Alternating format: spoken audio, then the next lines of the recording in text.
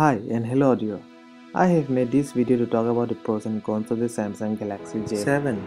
But first the pros. The first pros is the 5.5-inch Super AMOLED display.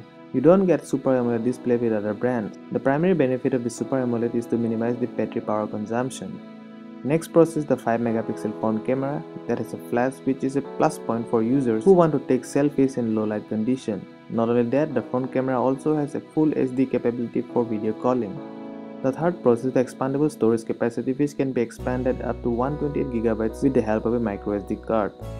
Next is that the processor of the Samsung Galaxy J7 is a 64-bit octa-core chipset. The battery capacity of the 3000 mAh is really mind-blowing because of the additional Samsung's ultra power saving mode, which lasts the battery power for more than 2 days for normal user.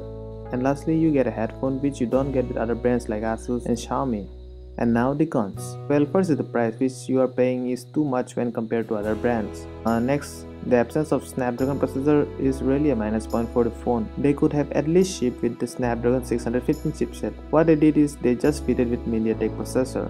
The 1.5GB of RAM is too low for the given price tag. You can get 2GB of RAM at half the price of this phone. And finally, the temperature sensor is missing, which is important for keeping track of the phone's temperature.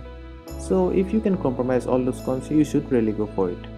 But in case if you cannot compromise, let me recommend you for a better alternative phone with better specifications that removes the cons of the Galaxy J7. I have provided the links in the description below, so check it yourself. I hope you will really like it.